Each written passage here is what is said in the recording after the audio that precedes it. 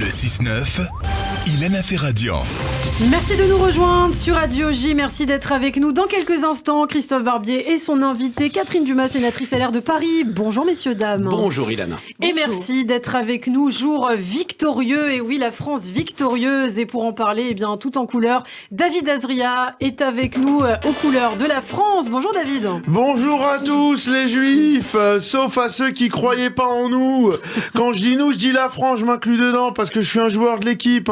Alors vraiment, j'ai vibré hier, je vous ai fait une infidélité, j'étais sur Rire et Chanson à commenter le match. J'embrasse Laurent Thibault et mes camarades Edgar Rive, Tariq et Mika. Ah ouais, j'ai commenté, j'en ai sorti des belles.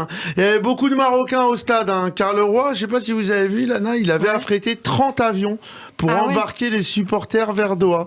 Après le match et la défaite 2-0, on a appris que le roi n'allait pas offrir les billets retour. Donc grosse pensée aux Marocains ce soir qui vont faire du blablacar de Doha à Marrakech. Et j'ai vérifié sur Google Maps, Christophe, je sais pas si vous êtes au courant, c'est 82 heures de voiture. Ah ouais, quand même. C'est pas facile. Vous avez du temps à perdre, vous. Ouais, oui. Quand les Marocains ont perdu, j'avais envie de me venger un petit peu, quoi. C'était l'occasion de leur faire bouffer leur clapet. J'ai vu avec Jamel Debbouze hier. Vous avez vu, Jamel, il avait fait un maillot moitié-moitié, un maillot marocain et français. On l'a montré dans le stade hier. Il était déçu à la fin du match. Il est reparti une main devant, une main derrière. J'étais triste pour lui, Jamel. Vraiment, j'étais heureux hier. J'étais heureux. J'ai rien contre le Maroc, mais l'Argentine en finale, en commentaire, ça aurait fait Maroc-Argentine.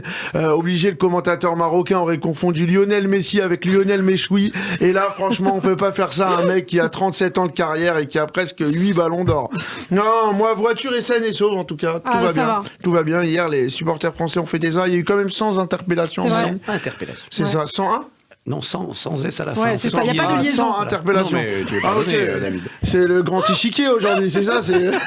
En tout cas, Christophe avait vu juste, c'est ce qu'on a dit. Christophe, faut rendre à César ce qui était à César. Toi et Macron, je sais pas si vous entendez bien, parce que lui, il avait le 3-0 à un moment donné. Toi, tu avais le 3-1, ce qui est facile. Face à la Pologne, il avait donné même les noms des buteurs. Et toi, tu avais 2-0. Ouais. Voilà. Franchement, si tu veux, je te donne de l'argent pour miser le dernier match. Je sais pas si tu mises. T'as vu, j'ai mis une écharpe. Alors, Christophe, combien, c'est quoi vos pronostics là pour le match de dimanche? Ah, moi je pense que ça va être très dur de battre l'Argentine. Non mais Christophe, faut être optimiste. Arrêtons. Non, mais moi je suis content. Ma voiture est saine et sauve. Et puis j'ai fêté ça hier. J'étais un petit peu sur les Champs-Élysées, mais j'étais avec des gens, je me rappelle plus de leur nom. Et je vais vous donner la technique parce qu'hier on n'a pas eu le temps. Quand on n'arrive pas à se rappeler le nom des gens, je vous donne une technique. C'est-à-dire quand tu rencontres quelqu'un, tu dis excuse-moi, c'est quoi ton nom? Et puis le gars il va dire je m'appelle Christophe. Il dit mais non, je connais ton prénom, juste ton nom de famille. Et là t'as la technique et tu peux avoir le mec, genre tu t'en rappelles pas. Ça t'arrive de rencontrer des gens qui te reconnaissent dans la rue? J'imagine tu fais des photos, des autographes. C'est plutôt Christophe ça, je pense. C'est plutôt Christophe Barbier. Christophe, tu fais beaucoup de photos, j'imagine. Alors je te donne la technique, elle est pas mal. J'ai une requête moi, j'ai un appel, un warning. Hier en rentrant, j'ai regardé des replays de chaînes de télévision et il y a un truc que j'aimerais remonter. Il y a trop de pubs dans les replays des chaînes. Là j'ai regardé hier le replay de Cauchemar en cuisine. Vous connaissez cette émission? Vaguement, oui. Présenté par Monsieur Philippe. Aucune idée. Etchebest. Vous arrivez à le dire? Mais je me souviens très bien de votre prénom, mais dites-moi votre nom. Pas mal. Il apprend vite, Christophe. Franchement, il a une bonne mémoire.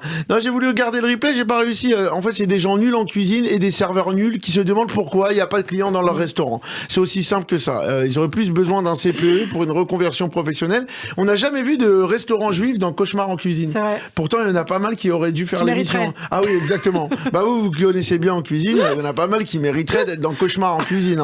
Franchement, non mais moi je dis aux gens qui sont pas bons en cuisine, il faut aller bosser et faire du salariat d'entreprise. C'est cool d'être salarié, c'est le boulot le plus simple après humoriste, j'ai l'impression, parce que humoriste c'est simple mais c'est pas facile, alors que salarié c'est simple, par contre c'est pas très rigolo. J'espère que dimanche on rigolera et qu'on fera la fête. Si vous vous souvenez pas de mon nom, c'est Azria, mon prénom c'est David, allez la France et on va gagner la Coupe du Monde. Eh bien merci beaucoup David Azria. Visiblement les journées de David sont longues parce que les replays de Cauchemar en cuisine c'est quand même assez lourd.